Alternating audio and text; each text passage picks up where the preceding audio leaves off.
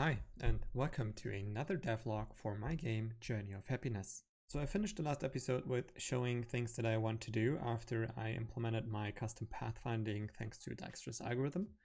And that's what I did. So I'm not gonna use too much time and just gonna jump right into it and show you guys what I have been working on.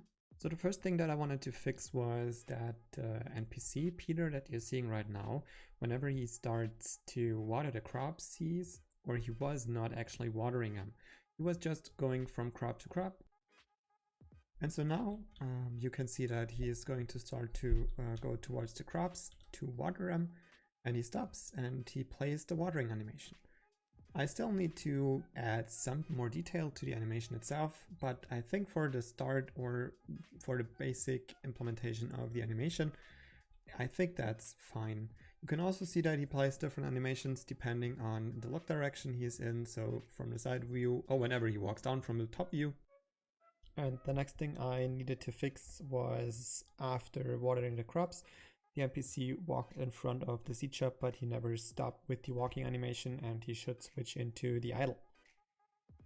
This was actually something that was quite simple to realize, so whenever the NPC reaches the end of his path, he now goes into an idle animation if the schedule doesn't say otherwise. Obviously, the player can still go and talk to the NPC, and in this case the shop window is made visible. We see the two crops that are available during spring. So everything is still working as intended. The only thing I still need to fix is that, well, the player can push around the NPC. The next thing that I did was add a schedule to my blacksmith Karl. And this is the JSON format that you're seeing, and he is only going to do one thing. He stands in front of his house currently, then he goes to the anvil to do some smithing, and then after the smithing he goes back to stand in front of the house. Later on, obviously, he is supposed to go into the house and sleep. So after applying the schedule to the NPC, this is what happened. I think it's quite funny, that's why I wanted to share it. The algorithm was actually spawning an infinite amount of NPCs, or in this case, blacksmiths. So yeah, that was something that I needed to fix, which was super easy to fix and apply the schedule at the end. And after successfully implementing it, this is what it looks like. You can see that he started in front of his house, he then walked to the anvil, and now he's just basically standing in front of the anvil. I still can talk to him, and I can use the shop, and I can repair like the farmhouse, the wall, the chimney, and everything. The next thing that I want to do for the blacksmith is to add an animation that now he's actually using his hammer and he's actually doing some smithing work. At least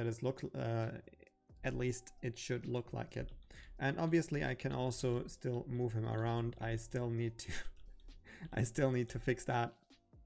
So I've not been able to implement a lot during the last week, but I still wanted to give a short update, and I still have a couple of bugs that the game has and that I need to polish.